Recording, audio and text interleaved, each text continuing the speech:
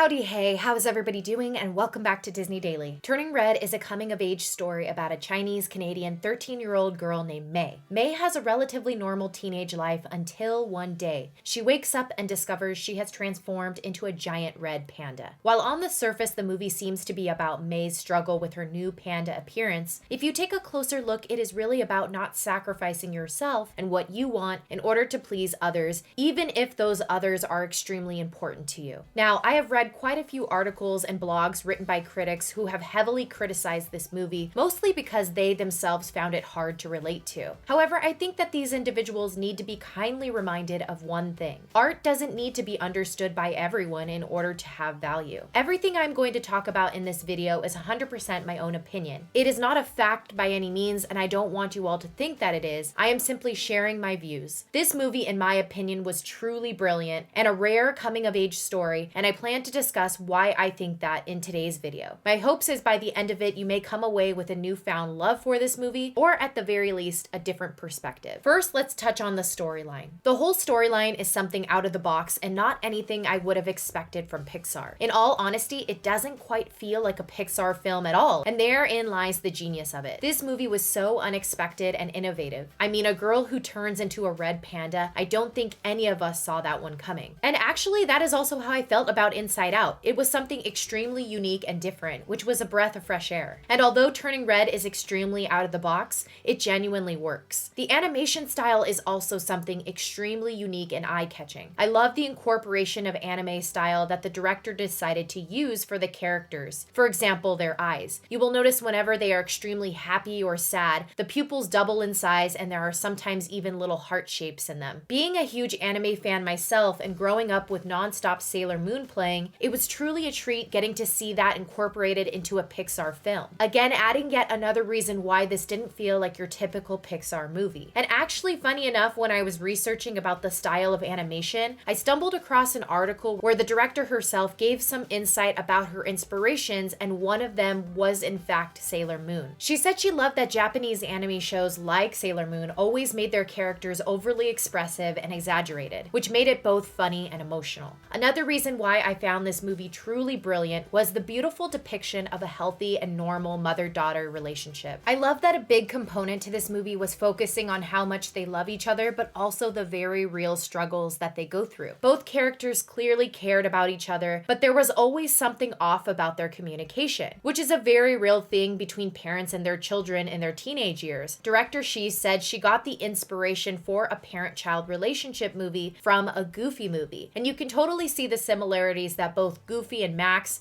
and Ming and May go through in terms of tension, but also love. As someone who is really close to their mother, it was something very heartwarming for me to see on screen. I may not have the exact same dynamic as May and her mother, but there were bits and pieces that resonated with me. Now, you may be thinking to yourself, hey Disney Daily, Turning Red's emphasis on a mother-daughter relationship is not new for Pixar. Just look at the 2012 movie Brave. And while you are right in terms of a mother-daughter relationship not being new, the way in which it was presented was new. In Brave, we see Merida's relationship with her mother as extremely toxic and lacking any real respect for one another. Not to mention her mother is a bare 95% of the movie. So we really don't get to see them work through their problems human to human, heart to heart. Perhaps we lost that mother-daughter closeness because Brenda Chapman, the original director of Brave, was replaced by Mark Andrew. I can't say for sure, but it has crossed my mind that perhaps the relationship would have been presented differently had she stayed director. Anywho, in Turning Red, although there is an undeniable tension between the two females, there is also still so much love and respect between them, which is something that personally stood out to me. And speaking of healthy relationships, I also really enjoyed the healthy dynamic depicted between May and her best friends. In most Pixar films, there is a lack of female representation, but even when there has been females present, they seem to be pitted against one another or at odds in some fashion. For example, Merida and her mother in Brave, Joy and Sadness in Inside Out, and even Ada and Dot from A Bug's Life. Turning Red not only gave us a fully stacked female cast, but for once they were shown as extremely supportive of one another from the very beginning, not just towards the end of the film. I also love the way the Turning Red team was able to show these clearly very different characters in a well-rounded way. Each of the girls was extremely unique in their appearance, style, and personality. They weren't just a copy and paste of one another. Another reason I liked it was because the whole movie is one giant allegory for puberty, which is a topic that has never been touched on in any Pixar film or Disney film for that matter. I think that there are so many subjects that are taboo in our society, and puberty is definitely one of them. I personally found it refreshing that Pixar touches on the many awkward things we go through at that age. It touches on not just the physical changes, which is demonstrated through the use of the physical transformation into the red panda, but also the emotional and social changes that teens go through during that time. I like that the director didn't skate around the issues, rather she found a way to incorporate them. I found none of this presented in an in-your-face overt manner. It is very subtle and is dealt with in a delicate manner. I mention this because there has been some talk about it being inappropriate for kids, but in all honesty, I think that is a bit outlandish and silly. I personally think it's great that the director chose to include this in the story because it is real life. Every single one of us will go through it eventually. I also think in order to show a true 13-year-old navigating their teen years, you need to show all of the things that they are dealing with, the good, the bad, and the ugly. The film touches on May's sudden new interest in liking boys, which is something I found to be not only funny but relatable. You can tell director Shi carefully crafted the way she was going to present this aspect of May, and in my opinion, she succeeded. Another component I loved about this movie was its refreshing depiction of the nerdy kids in school. The girls aren't the most popular kids in school, nor are they striving to be. I feel like whenever there's a teenage movie in a school setting, the not so cool kids are always trying to become something they're not. But May and her friends are happy and content not being the most popular kids in school. They are into what they are into and they don't care who approves or not. I feel as though there are so many kids out there that are going to relate to this group of friends and feel seen. Now, last but certainly not least, I really loved the incorporation of the early 2000s boy band craze. This really hit home for me because I grew up obsessed with NSYNC, so I knew exactly what May and her friends were going through. This aspect of the movie was full of nostalgia for me. The songs in the movie were catchy and really truly felt like an actual boy band that would have been popular and at the top of the charts when I was growing up. Well, that concludes this video. Please share your thoughts down below, and I truly want to have a cordial discussion on whether this movie was a hit or a flop for you. As always, thanks for being my guest here at Disney Daily. Until next time.